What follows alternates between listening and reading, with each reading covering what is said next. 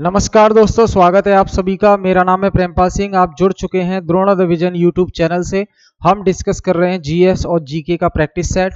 तो अपकमिंग जो एग्जाम है आपका आरपीएफ का एग्जाम है, एसएससी जीडी का एग्जाम है, आरआरबी एनटीपीसी का एग्जाम है, ठीक है। तो उनको ध्यान में रखते हुए ये क्वेश्चंस इसमें इंक्लूड किए गए हैं। तो बने रहिए हमारे साथ। जो भी स्टूडेंट पहली बार क्लास से जुड़ रहे हैं वो चैनल को सब्सक्राइब कर लें, और जो पीछे की क्लासेस मिस हो गई हैं उन्हें आप प्लेलिस्ट पर क्लिक करके देख सकते हैं। प्लेलिस्ट वाले ऑप्शन पे जाएंगे, आप क्लिक करेंगे तो वहां पे जीएस का एक प्लेलिस्ट मिलेगा आपको, उस पे क्लिक करके आप पीछे की सारी क्लासेस आपके सामने आ जाएंगी। बारी बारी से आप क्लासेस देख सकते हैं, ठीक है। हम शुरू करते हैं आज का session. Which of the given sector is largely driven by consideration of social welfare? दिए गए निम्न क्षेत्रों में से कौन सा सामाजिक कल्याण के विचारों से काफी हद तक संचालित होता है? बता दीजिए, जल्दी से बताएंगे सभी, जल्दी से बताइए फटाफट, क्लियरली बताएंगे सभी क्या है। तो पहला ऑप्शन है फॉरेन यानी कि विदेशी, ठीक। फिर है आपका कोऑपरेटिव यानी कि सहकारी क्षेत्र, फिर है पब्लिक यानी कि सरकारी, और फिर है प्राइवेट यानी कि निजी। यानी कि वो कौन सा क्षेत्र है, वो कौन सा क्षेत्र है जो सोशल वेलफेयर को पहली प्राथमिकता में रखता है, समाज कल्याण को पहली प्राथमिकता में रखता है। तो देखो, प्राइवेट की अगर हम बात करें, जैसे पहले विदेशी की बात करें, तो विदेशी जो क्षेत्र है, जैसे भारत में जो फॉरेन कंपनीज हैं, उन्हें इंडिया के वेलफेयर से क्या मतलब, उन्हें तो प्रॉफिट कमाना है। तो फॉरेन कंपनीज भी जो हैं वो भी प्रॉफिट कमाने के लिए आती हैं, उन्हें देश के कल्याण से कोई मतलब नहीं। कोऑपरेटिव ऐसा करते नहीं है, वो भी पार्टनरशिप में होते हैं। पब्लिक यानी कि सरकारी, इसका मकसद होता है समाज कल्याण। क्या? समाज कल्याण, ठीक है। और जो निजी क्षेत्र की कंपनी है, उनका मकसद भी होता है प्रॉफिट अर्न करना, ठीक। तो ये ध्यान रखना, एसएससी में ये 2022 की में पूछा गया प्रश्न है। तो ध्यान रखेंगे, निम्नलिखित क्षेत्रों में से कौन सा समाज कल्याण की भावना से प्रेरित है, यानी कि जिसमें समाज कल्याण के लिए काम किया जाता है, तो वो है आपका पब्लिक सेक्टर। क्या है? पब्लिक सेक्टर, ठीक। आगे देखें, विच of the following is a feature of public good? जो सार्वजनिक वस्तु है उसकी विशेषता क्या है? सार्वजनिक वस्तु अगर कोई चीज होती है, कोई वस्तु सार्वजनिक वस्तु है, तो उसकी विशेषता क्या होती है? तो इसकी विशेषता क्या होगी? देखें, पहले ऑप्शन पढ़ें। These goods are more competitive, ये वस्तुएं अधिक प्रतिस्पर्धी होती हैं, ऐसा तो नहीं है। These goods are limited in supply, इनकी आपूर्ति बहुत सीमित मात्रा में होती है, ऐसा भी नहीं है, ठीक। Consumption of one person does not affect the consumption of another person, यानी कि एक व्यक्ति का उपभोग दूसरे व्यक्ति के उपभोग को प्रभावित नहीं करता है। एक व्यक्ति का उपभोग दूसरे व्यक्ति के उपभोग को प्रभावित नहीं करता है, ये खास बात होती है पब्लिक गुड की, सार्वजनिक वस्तु की।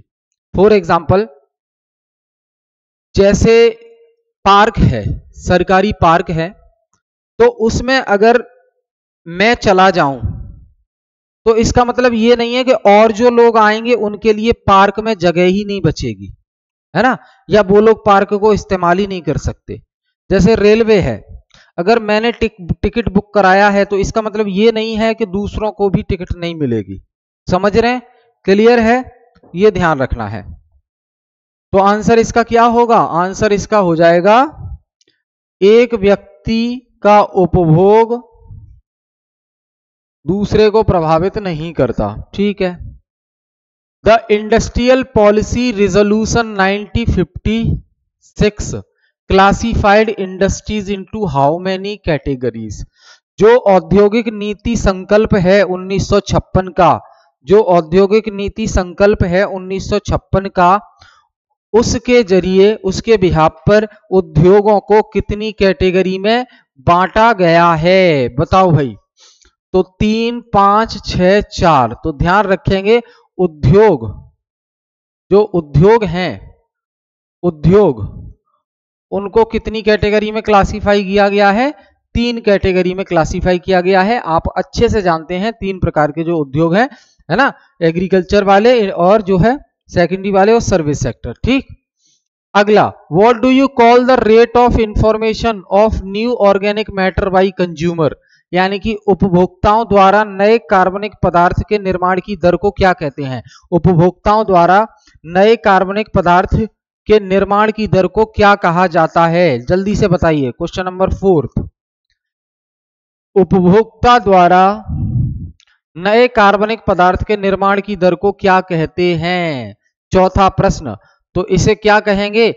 टर्सरी प्रोडक्टिविटी यानी कि तृतीयक उत्पादकता, या प्राथमिक उत्पादकता, या शुद्ध उत्पादकता, या द्वितीयक उत्पादकता। बताओ भाई। तो देखो, अगर उपभोक्ता के द्वारा नया कार्बनिक पदार्थ का निर्माण किया जा रहा है, उसकी दर को सेकेंडरी प्रोडक्टिविटी कहते हैं। फर्स्ट प्रोडक्टिविटी, प्रथम उत्पादकता, तो वो हो गई जब सामान बनाया गया। ठीक है। Name the 2 state in which land reform were successful, उन 2 राज्यों के बारे में बताओ जहां पर भूमि सुधार सफल रहे। उन 2 राज्यों के बारे में बताइए जहां पर भूमि सुधार, लैंड रिफॉर्म सफल रहे। तो उत्तर प्रदेश और बिहार, पश्चिम बंगाल और केरल, महाराष्ट्र और तमिलनाडु, कर्नाटक और पश्चिम बंगाल। 5वां प्रश्न है आपके सामने। तो देखो, जो 2 राज्य हैं जहां पर भूमि सुधार सफल रहे वो है पश्चिम बंगाल और केरल। ठीक है, पश्चिम बंगाल और केरल, यहां पे जो भूमि सुधार हैं वो सफल रहे हैं। क्लियर, ध्यान रखेंगे। भूमि सुधार वाला जो टॉपिक है वो इकोनॉमिक्स में ही आता है। Aid and auxiliary to trade include which of the following, यानी कि व्यापार के लिए सहायता या सहायक निम्नलिखित में से कौन सा है? यानी कि आप कोई व्यापार कर रहे हैं, ध्यान से समझिए, आप कोई व्यापार कर रहे हैं तो उस व्यापार में मदद करने वाला कौन है? इसमें उस व्यापार में आपकी हेल्प, मदद, आपको व्यापार करने में आसान हो जाए, आपका व्यापार करना आसान हो जाए, तो ऐसा किसके जरिए होता है? प्रोडक्शन यानी कि उत्पादन के जरिए, सेलिंग यानी कि बेचने के जरिए, बाइंग यानी खरीदने के जरिए, वेयर हाउसिंग के जरिए। बताओ भाई। क्वेश्चन नंबर 6, तो ध्यान रखना, आप कोई व्यापार कर रहे हैं तो आप क्या करेंगे? पहले चीजों का उत्पादन करेंगे आप, फिर उन्हें आप बेचेंगे, या फिर उत्पादन नहीं कर रहे हैं तो सीधा बना हुआ सामान आप खरीदेंगे फिर उसको बेचेंगे। तो भाई ऐसा तो नहीं है कि आज आपने कोई सामान खरीदा और फिर वो तुरंत बेच दिया आपने और प्रॉफिट कमा लिया, ऐसा तो नहीं है।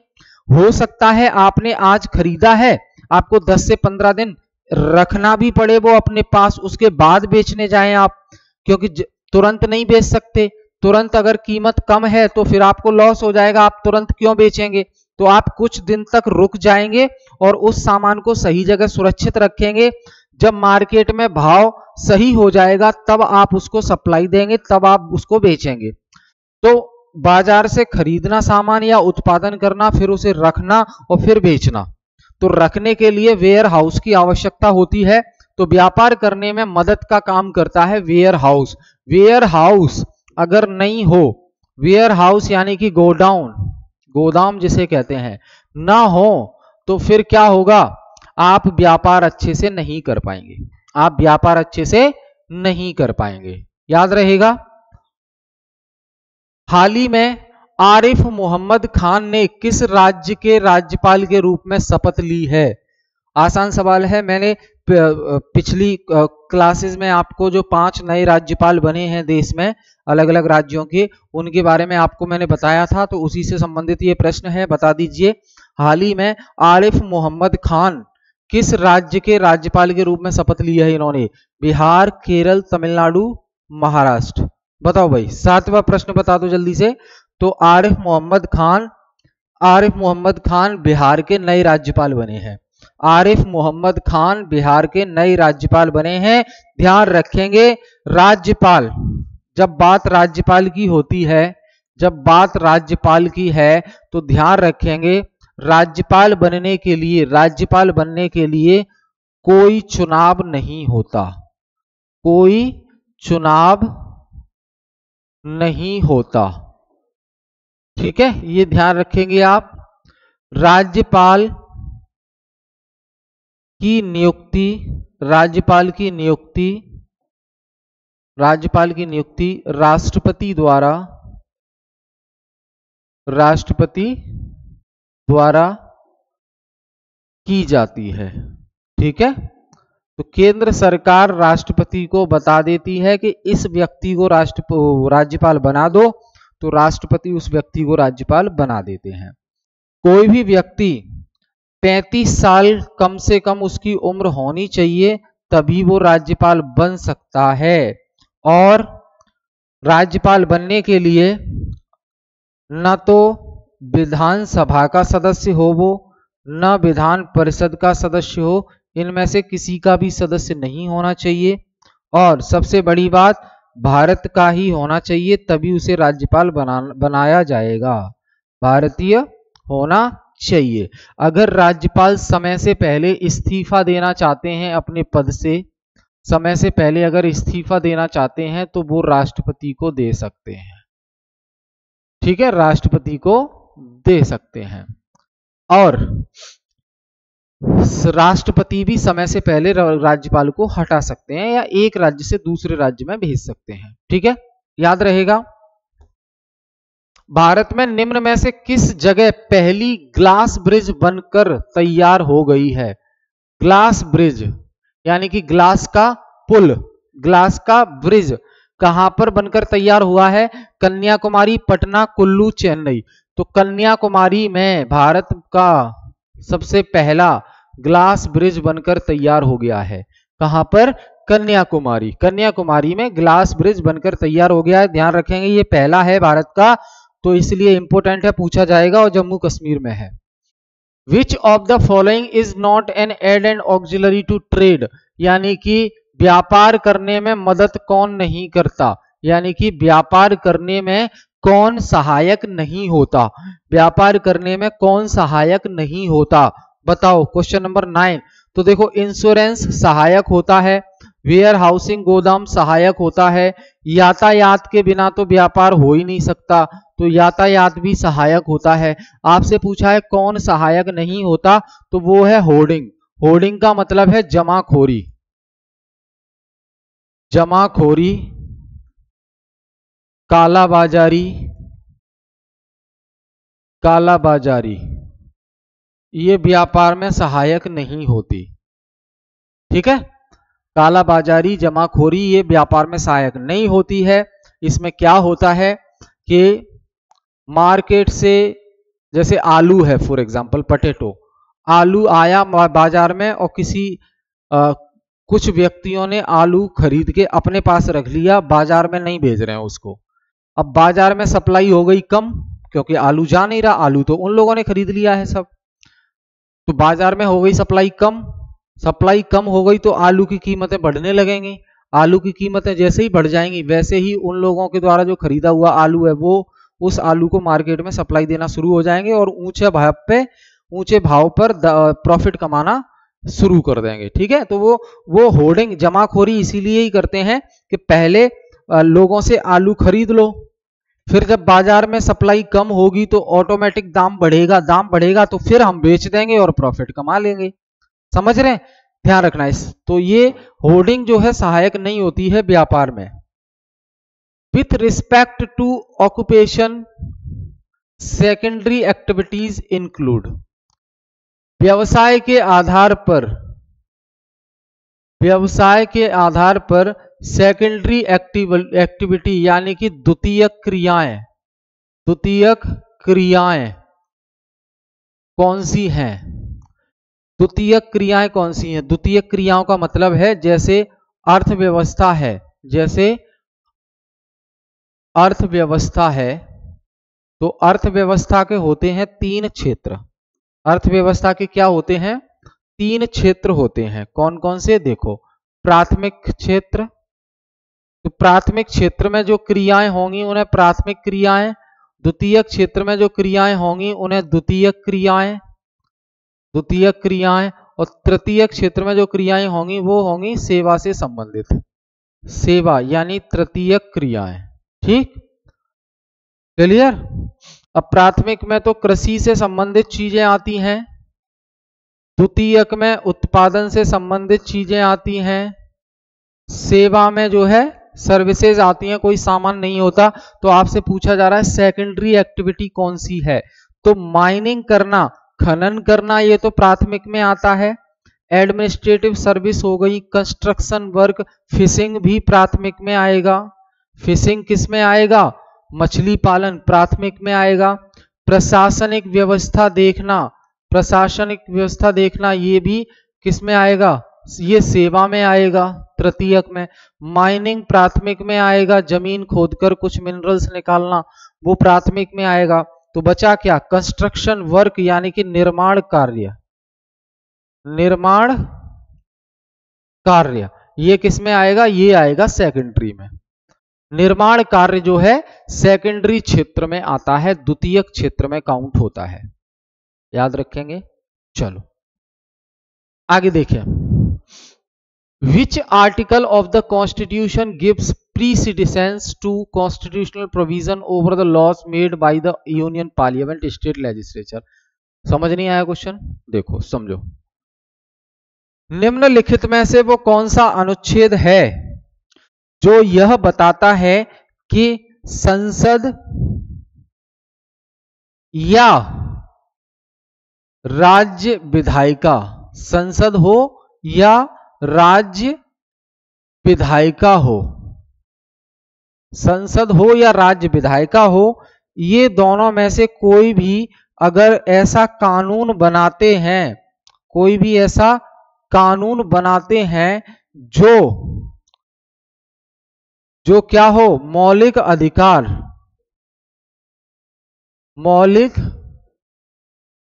अधिकार के विरुद्ध हो, विरुद्ध हो, तो क्या होगा, वो कानून निरस्त हो जाएगा, कानून निरस्त हो जाएगा, हो जाएगा। ठीक है, तो ये है आर्टिकल 13। क्या है, आर्टिकल 13। तो 11वें का आंसर हो जाएगा आर्टिकल 13 ए। और ये जो आर्टिकल 13 है आपको पता है ये फंडामेंटल राइट में आता है। जो फंडामेंटल राइट हैं, जो फंडामेंटल राइट हैं, अब ये चीजें तो आपको रट गई होंगी, फंडामेंटल राइट्स हैं, ठीक है, हम हर क्लास में ये क्वेश्चन आ ही जाता है इस प्रकार का। तो फंडामेंटल राइट्स से रिलेटेड जो आर्टिकल हैं, अनुच्छेद हैं, वो कितने हैं, 12 से लेकर 35 तक। कितने हैं, 12 से लेकर 35 तक। और भारतीय संविधान के कौन से भाग में आता है फंडामेंटल राइट्स, तो पार्ट 3 में आता है। किस में आता है, पार्ट 3 में आता है। ये कॉन्सेप्ट हमने कहां से लिया है, ये कॉन्सेप्ट हमने कहां से लिया है, तो कॉन्सेप्ट लिया है दोस्त हमने यूएसए से। कहां से लिया है, अमेरिका से लिया है। क्लियर। शुरुआत में फंडामेंटल राइट्स की संख्या 7 थी, लेकिन इसमें से एक माइनस हो गया, वो कौन सा, संपत्ति का अधिकार। कौन सा, संपत्ति का अधिकार माइनस हो गया, है ना। तो अब बचे कितने, अब बचे 6। संपत्ति का अधिकार कब हटाया गया, तो इसके लिए 44वां संविधान संशोधन किया गया 1978 में। ठीक है, और ये हटा दिया गया। नई जगह इसको कौन सी मिली है, तो अनुच्छेद 300A। 300A में ये अब लीगल राइट बनाया गया है, कानूनी अधिकार बनाया गया है इसको। ठीक है, ध्यान रखेंगे आप, बहुत बढ़िया। ठीक है, समझ आई मेरी बात। आगे बात करते हैं।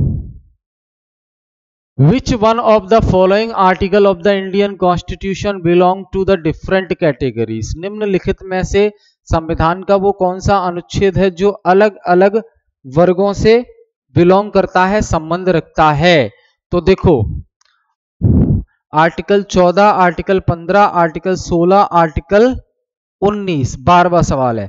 तो ध्यान दीजिएगा, यहां जो आर्टिकल 19 है, ये जो आर्टिकल 19 है, ये क्या कहता है, ये 6 प्रकार की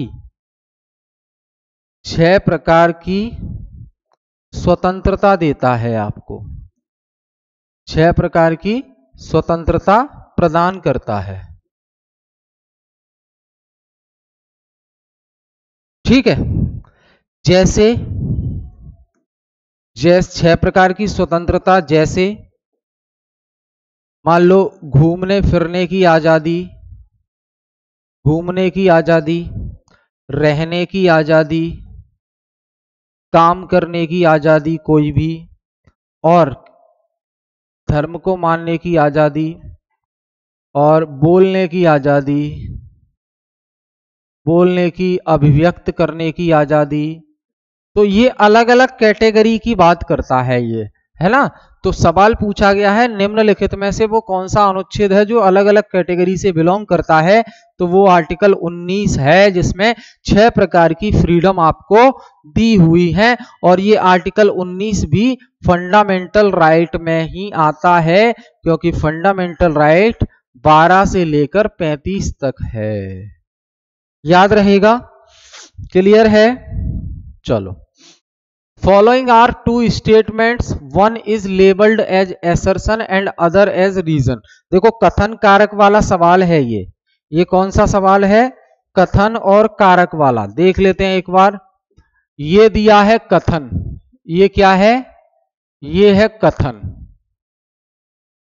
ठीक, और ये है रीजन यानी कि कारण, कथन और कारण, ठीक है। अब ये दोनों पढ़ने के बाद हमें सही आंसर बताना है, करेक्ट आंसर बताना है, सत्य बताना है क्या है इन दोनों में से, ठीक है। कथन कह रहा है अनटचेबिलिटी जो है, अस्पृश्यता, आर्टिकल जो 17 है, अस्पृश्यता, untouchability is worst form of structural violence. ये संरचनात्मक जो हिंसा है उसका ही एक प्रकार है, ठीक है। Reason, untouchability has been practised in the name of religious sanctions. धर्म के नाम पर यह अस्पृश्यता का अभ्यास, प्रैक्टिस की जाती है, धर्म के नाम पर ही ऊंच नीच होती है, ठीक है। तो ये क्या है, 13वें का आंसर क्या होगा बताओ। तो 13वें का आंसर हो जाएगा, कथन भी सही कह रहा है, आर भी सही कह रहा है, कथन भी सही कह रहा है, आर भी सही कह रहा है, ठीक है। तो both A and R true, दोनों ए और आर, यानी कि ए मतलब कथन, आर मतलब कारण, ए और आर दोनों सही है, और आर जो है ए की सही व्याख्या कर रहा है, आर जो है ए की सही व्याख्या कर रहा है, ठीक है। आगे, which one of the following is not correctly matched, निम्नलिखित में से कौन सा सही सुमेलित नहीं है, निम्नलिखित में से कौन सा सही सुमेलित नहीं है, ध्यान देंगे, नहीं पूछा है, निम्नलिखित में से कौन सा सही सुमेलित नहीं है, क्या नहीं है, सही सुमेलित नहीं है। तो देख लेते हैं कौन सा मैच नहीं कर रहा है। A option, article 23 prohibition of traffic in human and forced labour, सही बात है, ठीक है। Article 24 prohibition of employment of children in factories, कारखानों में 14 वर्ष से कम आयु के बच्चों को अलाउ नहीं है, सही है। Article 26 freedom to manage religious affairs, धार्मिक मामलों का प्रबंधन करने की आजादी है, यह भी सही है। Article 29 freedom of establishment and administration of educational institution by minorities. तो ध्यान देना दोस्त, यहां आर्टिकल 19 जो लिखा है, आर्टिकल 29 जो लिखा है वो क्या है, माइनॉरिटीज के इंटरेस्ट को प्रोटेक्ट करना है, अल्पसंख्यकों